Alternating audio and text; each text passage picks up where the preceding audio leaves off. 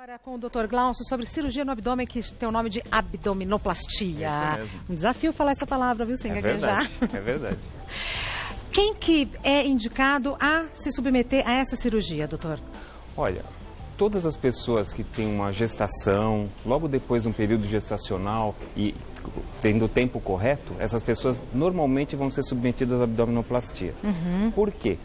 Toda gestação cria no organismo feminino uma quantidade enorme de hormônios, né? Para gerar o nenê, para o nenê desenvolver, para ele ficar maiorzinho. Então esses hormônios vão fazer com que a linha alba, aquela linha da musculatura, daquele halterofilista que tem aquela barriga em tanquinho, é igualzinho na mulher. Quando a mulher tem aquele montão de hormônios gestacionais, essa linha alba fica flácida, fica molinha. Então nunca mais ela vai ter aquela barriguinha? Nunca mais ela volta ao normal. Olha só. A não ser com a ajuda da cirurgia plástica. Então assim, a pessoa, por mais malhada que seja, por mais treinada que seja, quando tem... Está até mostrando mais ou menos aqui. Vamos usar essas imagens. O que acontece? Quando a parte hormonal faz essa ação para acomodar o nenê, para aumentar o útero, deixar ele expandir 14 vezes, que é o que acontece, então... Expande em até 14 vezes? Até 14 vezes a parte do útero e o abdômen em si. Então o que acontece? Essa linha alba vai ficar flácida. Claro. Porque ela tem uma textura praticamente igual ao aço, ela é muito forte. Ao aço? Aço. E quando chega a parte hormonal, ela fica molinha, ela fica facinho de distender. E quando o nenê nasceu direitinho, aquela barriga nunca mais volta ao normal. Então o que a gente faz? Na cirurgia, a gente faz aquilo que está escrito na sutura muscular ali. A gente dá uns pontos na parte da musculatura, faz uma aplicatura da musculatura e segura essa musculatura para voltar a pessoa a ter uma cintura, a cinturada direitinho, faz uma lipoaspiração. Então, normalmente, quem é submetido a essa cirurgia, mulheres que foram gestantes. Tá. E hoje em dia, com o advento da cirurgia bariátrica, hoje em dia, então, tem muitos homens e muitas mulheres fazendo essa cirurgia também, porque perderam uma quantidade ponderal muito grande, aproximadamente, às vezes 60 quilos, 70, às vezes até 100 quilos. Então fica uma sobra de pele muito grande e essa sobra é retirada pela abdominoplastia. Tá. Vamos ver então mitos e verdades a respeito desse assunto? É mito ou verdade que a abdominoplastia é parecida com a lipoaspiração? Não, são duas cirurgias completamente diferentes, mas elas são absolutamente comparsas, ou seja, normalmente quando eu faço uma abdominoplastia, 90% das vezes eu faço uma lipoaspiração em conjunto. Por quê? Na mesma ocasião? Na mesma ocasião, não no mesmo local, mas na mesma ocasião. Então quando a gente faz uma abdominoplastia que tira aquele excesso de pele da cavidade do abdômen mesmo, nos flancos a gente consegue fazer uma lipoaspiração para deixar uma cintura muito mais demarcada, muito mais bonita. Tá. E um detalhe, geralmente o pessoal tem um pouco de medo de lipoaspiração, né? Então eles vêm falar, doutor, eu quero fazer abdominoplastia, mas a lipoaspiração eu não quero. Nesse caso, quando a gente vai fazer a lipoaspiração, está demonstrado ali mais ou menos na foto, mas nesse caso, a gente chama de uma lipoaspiração a céu aberto. Por quê? A gente faz aquele cortezinho do abdômen, o abdômen é levantado e a gente vê a cânula fazendo a lipoaspiração. Então não existe o risco de você perfurar algum órgão, que é muito difícil de acontecer, mas pode, né? Então esse risco ele cai praticamente a zero, porque você está vendo o local que está sendo lipoaspirado. Perfeito. Então, a abdominoplastia com lipoaspiração é um casamento perfeito. Ótimo. É mito ou verdade que pode ser feita por qualquer pessoa acima do peso? Não, isso é mito. Na verdade, o que acontece? Nós orientamos sempre que a pessoa tem que estar com um peso adequado e um peso praticamente ideal para fazer uma abdominoplastia. Então, primeiro tem que perder o peso. É o ideal. Algumas pessoas falam, não, mas eu gostaria de fazer a minha abdominoplastia, depois eu vou fazer isso. Não é um resultado muito agradável futuramente. Até fica bom, melhora, mas aí sobra bastante gordura no abdômen superior, porque a pessoa não diminuiu o peso, né? Ou então a gente não consegue retirar a quantidade suficiente de pele, aquela flacidez toda não é retirada. E às vezes acontece o seguinte, a pessoa fez a cirurgia, começa a se sentir melhor.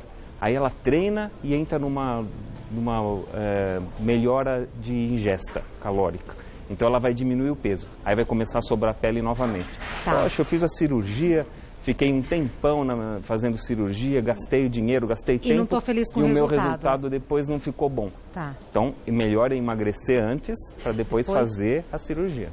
É mito ou verdade que essa cirurgia corrige os músculos do abdômen? Com essa cirurgia, é verdade, com essa cirurgia a gente consegue corrigir os músculos do abdômen. Por quê? Na lipoaspiração, a gente só lipoaspira e tira a camada superficial de gordura, né? Então a gente tira a gordura, mas a pele vai se manter. Então nós não temos como chegar a um acesso da musculatura para fazer aquela aplicatura, para amarrar o músculo, como todo mundo costuma dizer. Então, você com a abdominoplastia, você consegue levantar o início, a capinha de pele do abdômen e fazer a aplicatura da musculatura, definindo muito mais a cintura, fica muito melhor. E quando a gente olha, dá para perceber se aquela barriga é resultado de cirurgia ou não? Ah, dá. Dá? Dá. Como que dá para ver? Olha, a olhos muito experientes você consegue ver. Você olha, um dos segredos é o umbigo, né? O umbigo tem que ser muito bem manuseado e tem que deixar a cicatriz umbilical virada para a parte interna. Ou seja, quando você faz a exteriorização do umbigo, você faz uma incisão e deixa esse cortezinho praticamente dentro do umbigo, para ninguém perceber. Porque refaz o umbigo? Ah, refaz. Tá. Porque o umbigo, na verdade, o umbigo fica no mesmo lugar e a gente retira toda aquela pele e exterioriza o umbigo, coloca o umbigo para fora novamente. Tá. É mito ou verdade que após a abdominoplastia o paciente perde o apetite? É um mito, mas mito. O que acontece? Eu já tive algumas pacientes que vêm e falam para mim, sabe, doutor, eu me alimentei, agora eu não estou conseguindo mais comer o que eu comia antigamente, porque acho que você amarrou muito bem minha musculatura, e não é uma realidade. Na verdade, assim, às vezes no pós-operatório de alguns dias, a pessoa realmente fica um pouquinho inapetente, né? Não vai se alimentar daquele jeito, tem um pouquinho de dor. Então, realmente, no começo, a pessoa até pode falar que perdeu um pouquinho o apetite. Mas isso são as primeiras semanas, as primeiras 2 semanas. Mas logo depois, se ela não se controlar, não fizer uma coisa tudo direitinho, uma adequação alimentar e tudo, ela vai continuar comendo a mesma coisa. Mas perder o apetite é meio comum em qualquer cirurgia, né? Com certeza, é verdade. É mito ou verdade que a cicatriz resultante do procedimento é grande? Isso é uma verdade. É grande? Aí como é que faz? Esconde a cicatriz. O cirurgião plástico é bom esconder cicatriz. A cicatriz existe, ela sempre está lá, mas o cirurgião plástico é ótimo em esconder cicatriz. Como é que esconde, doutor? A gente coloca bem próximo de onde é a cesárea, lá para baixo. Então você faz um corte lá embaixo. Biquíni esconde, a calcinha esconde. Quando colocou uma calcinha, ou se no homem vai colocar uma sunga para ir na praia, aquela cicatriz fica escondida. E você fez uma incisão bem grande para trabalhar toda a musculatura, fazer a lipoaspiração. A cicatriz é grande, mas ela fica escondidinha. Perfeito. É mito ou verdade que recomenda-se repouso absoluto na cama após a cirurgia? Não, isso é mito, né? Acho que da cirurgia plástica, quase nenhuma a gente recomenda mais que a pessoa fique na cama. Acho que nem cirurgia geral. Hoje em dia a gente quer que o paciente precocemente levante, ande. Então, assim, no dia seguinte, pós-cirurgia, a gente já permite que o paciente levante, dê uma voltinha pelo quarto, sente numa poltrona. Para ficar uma coisa um pouquinho mais suave. Claro, é um pouquinho doloroso, um pouquinho incomoda um pouco mais do que ser doloroso. Mas é bom fazer isso porque vai ativar a circulação. E é uma coisa que nós temos que fazer, prevenir tromboembolismo fazendo isso. Isso previne tromboembolismo. Então, tira o paciente da cama o mais rápido possível. O que é tromboembolismo? Tromboembolismo, eu até trouxe uma meia para demonstrar que é assim. Depois a gente vai ver aqui. A gente procura prevenir o embolismo, ou seja, aquele paciente que fica muito tempo acamado, fica muito tempo deitado, ocorre uma estase venosa, né? O organismo, ele tem uma bomba auxiliar do coração, que são as panturrilhas, né? Então, a pessoa andando, o coração funciona e a panturrilha vai bombear esse sangue também, voltando o sangue para a circulação aqui da parte interna, próximo ao coração. Vamos ver aqui o material que o senhor trouxe? Então, essa meia que a gente faz hoje em dia... Essa meia que você acabou de descrever. Essa meia que eu acabei de falar. Então, o que a gente faz? Antes de começar a cirurgia, o que a gente fala? Fala para o paciente colocar essa meia, isso. É uma meia 7/8, né? É uma meia 7/8 que vai ser colocada. Então, ela é forte, né? Ela faz uma pressão no membro inferior e faz com que o sangue não fique retido no membro inferior. Então, ele vai circular e não fica aquela estase venosa coagulando o sangue e fazendo êmbolo, que é o que acontecia há muito tempo em algumas cirurgias no passado. Tá. Essa que é a famosa cinta? Essa é a cinta, que todo mundo ou gosta demais ou detesta. Mas posso abrir? Por favor. Já estou mexendo. Claro. Aí o que acontece com essa cinta? A gente coloca a cinta direitinho E essa cinta vai ficar modelando o abdômen no pós-cirúrgico por um determinado tempo. No começo todo mundo reclama, depois ninguém quer mais tirar. Por quê? Porque dá uma segurança. Isso que eu ia A falar. pessoa coloca assim... Fica firminho. Fiquei mais seguro, eu posso continuar usando a cinta? Eu falo, não faça isso. Vamos tirar no tempo certo, depois de 2 semanas e tal. É tamanho único essa cinta? Essa aí, não, ela tem de 3 e 4 gomos. Para você deveria ser uma bem menor. Ela tem que ser, ela tá enorme. tem que ser a pé. Para você que... E aí dá pra apertar do jeito que quiser. Já tem um corpo essa tá muito grande. Com certeza. Você tem um corpo mionzinho, né? Bem cinturado e tudo. É verdade. Mas então, essa é a cinta que todo mundo reclama e depois não quer tirar. Reclama e depois não querem tirar mais. Isso. Depois de usar essa cinta por praticamente 2 a 3 semanas, a gente passa a usar um corpete por até 2 meses. Então usa tudo isso. Começa com a meia. Começa com a meia antes da cirurgia e durante a cirurgia. Essa cinta é o pós-operatório imediato. Sai da sala de cirurgia com essa cinta. E fica 3 meses? Não, umas 2 a 3 semanas. Perdão. E depois desse período a gente coloca um corpete para ficar mais fácil. Vai trabalhar, vai até... Então coloca um corpetinho... 24 horas por dia. No primeiro mês, praticamente sim. Fica direto. Homens e mulheres usam. Sim, mas tira para tomar banho. Eu imaginei mesmo. Tira, toma seu banhinho, você vai lá e coloca de novo, né? Porque e a função disso aqui também assim. Moldar direitinho, impedir que tenha um edema. Por quê? Quando faz um descolamento grande do abdômen, na abdominoplastia, é muito comum que ocorra uma coisa que chama seroma.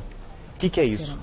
As célulazinhas, elas se alimentam. Como que elas se alimentam? Através desse líquido, né? O líquido, então, cai na corrente sanguínea e leva uma proteína para todas as células direitinho. Quando a pessoa retirou aquela camada grande de pele, não tem mais, mas o organismo ainda não está sabendo disso. Então, ele envia aquele alimento através da corrente sanguínea para aquela célula. Aí o organismo chega lá, chega na célula e fala, cadê? Não, joga aqui que daqui a pouco eles absorvem. Então faz aquele edema. É um líquido. Por isso que é importante. Por isso que é importante você deixar comprimido bonitinho para não formar esse edema que a gente chama de seroma. E finalizando esse macaquinho. E depois um macaquinho para ficar uma coisa mais fácil. Aí a pessoa pode escolher, né? Só um macaquinho. Aquele a gente utiliza para quem às vezes faz uma lipoaspiração também na coxa. Então, esse substitui. E esse substitui para quem fez só o abdômen. Homens e mulheres. Homens e mulheres. E os homens reclamam de usar cinta, essas coisas? Ela tem um reforço aqui mesmo, né? Sim, olha, aqui. Os homens reclamam de usar cinta ou não? Os homens acho que aceitam bem, toleram bem. Que bom. Porque daí, é importante, eu posso ir para academia? Pode, vamos para academia, vamos fazer, por favor. Então pode ir para academia, pode fazer tudo? Pode ir para academia, pode fazer tomando tudo. Os cuidados. Tomando os cuidados, né? Não vai ser uma coisa muito precoce. Claro. Mas assim, o médico vai passar no consultório, a gente vê, tira os pontos. Olha, então a próxima semana você já pode começar a academia, faz um pouquinho de braço, né? E claro que não vai fazer um monte de abdômen, né? Depois de uma cirurgia de abdominoplastia, não pode fazer forçar a musculatura, porque está cheia de pontos. Claro. Dr. Glaucio, nós temos perguntas que o pessoal de... Antes da gente ver as perguntas que nós temos aqui, já mandaram pelas nossas redes sociais se o pós-operatório dessa cirurgia é muito dolorido. Ele é mais desconfortável do que dolorido. Tá. Então, é diferente assim. Mesmo, hoje em dia a cirurgia plástica não tem uma cirurgia que seja tão dolorida porque nós temos uma gama de anti-inflamatórios, analgésicos muito boa, né? Então, nessa cirurgia, muitas vezes o que a gente recomenda? Fazer uma peridural de alívio. Então a pessoa vai fazer anestesia e faz uma anestesia peridural também. Utiliza-se menos anestésico para fazer a cirurgia no tempo cirúrgico inalatório, né? E a dor é muito postergada. A pessoa começa a sentir um certo incômodo depois de 2 dias, mais ou menos, ou 3. Quando já está em casa. Quando já está em casa, quer dizer, e no terceiro dia já está te perdendo, o edema já está diminuindo, então a dor é muito tolerável, não é uma coisa assim insuportável, não dói muito não. Perfeito. Então agora sim, as perguntas que as pessoas de casa mandaram pra gente. Sheila, fiz uma bariátrica há 1 ano e consegui perder 45 quilos. A abdominoplastia é a cirurgia ideal para retirar o excesso de pele que ficou na região da minha barriga? Quanto tempo deve se esperar para fazer o procedimento? Sheila Batista, muito bem, dona Sheila. O que acontece? É exatamente isso. Depois de uma cirurgia de bariátrica, ou seja, na pós-bariátrica, você vai fazer uma dermolipectomia ou abdominoplastia, que são sinônimos, né? E a gente vai retirar o excesso de pele principalmente. O que acontece?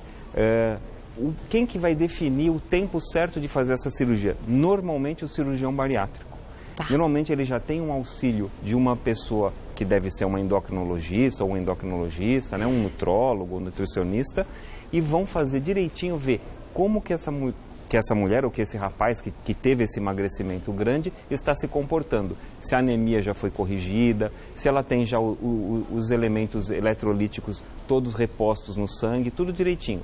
Se não tiver isso, vão ter que repor, para depois liberar para a cirurgia. Isso normalmente ocorre mais no segundo ano. Então tem que esperar. Por quê? Apesar de você ter uma perda muito grande ponderal nos primeiros meses, a pessoa entra em equilíbrio no segundo ano, normalmente. Então a Sheila está dentro do prazo. Fez um ano, tem mais um ano aí de observação. Tem mais um ano, vai observar, vai passar com outros profissionais, com a equipe da cirurgia bariátrica dela, vai ver direitinho se está tudo certo, se a anemia está sanada, se não tem esse problema. Aí pode ser submetida à cirurgia sim, sem nenhum problema. Perfeito. Próxima pergunta foi enviada pela Gabriela. Tive meu filho há 9 meses e continuo com a amamentação. Mesmo assim, posso fazer a abdominoplastia? Nesse caso, eu contraindico. Eu acho que a maioria dos colegas também. Por quê, doutor? 9 meses seria até um período razoável para que ocorresse uma cirurgia dessa. Porém, ela está amamentando. Então, tudo que você introduzir de medicamento nessa mãe... vai para o leite. O filhinho acaba ingerindo também por causa do leite materno. Então, se ela estiver amamentando, não é uma indicação muito boa. Então, 9 meses ainda é um pouquinho precoce. Então, espera mais um pouquinho, espera o desmame direitinho, um ano e pouquinho. Aí ela vai perder todo aquilo que ela ganhou de peso na gestação, né? Vai ficar tudo direitinho. E aí sim a gente pode fazer uma cirurgia com segurança e sem dar remédio para o nenê, que não é o legal, né? Ótimo. Próxima pergunta foi enviada pela Rita. É possível fazer mais de um procedimento no dia em que se realizar a abdominoplastia? Por exemplo, colocar silicone nos glúteos. Olha, Rita, é possível, mas nesse caso a gente consegue casar a abdominoplastia com algumas coisas. Por exemplo, cirurgia de prótese mamária. Uma abdominoplastia e prótese mamária são cirurgias que casam perfeitamente. Outra, cirurgia de abdominoplastia e pálpebra, também casam muito bem. O que a gente não faz hoje em dia? Ultrapassar um tempo cirúrgico de mais do que 4 a 5 horas. Antigamente o pessoal fazia, entrava no centro cirúrgico, começava a cirurgia de manhã até 6 horas da tarde, fazia lipoaspiração, rugas, né? Não, hoje em dia a gente tenta definir o tempo em 5 horas. No máximo. O que deu para fazer nessas 5 horas? O que deu para fazer 5 horas, feito. Então a gente já sabe mais ou menos quanto tempo. Vai ser um programa para fazer isso. Nesse caso, exatamente, silicone glúteo e abdominoplastia, eles não casam perfeitamente pelo seguinte: quando você estiver fazendo o abdômen, você está deitado em cima da prótese de silicone que você acabou de colocar na região glútea. Não é legal. Então não é legal, porque quem põe a prótese na região glútea, o que vai ter que fazer? Ficar um bom tempo em pé ou deitado de barriga para baixo. Ele não pode deitar em cima daquela prótese. Então isso vale para homens e mulheres? Para homens e mulheres. Abdominoplastia e glúteos na mesma ocasião? Não pode, porque a gente não tem.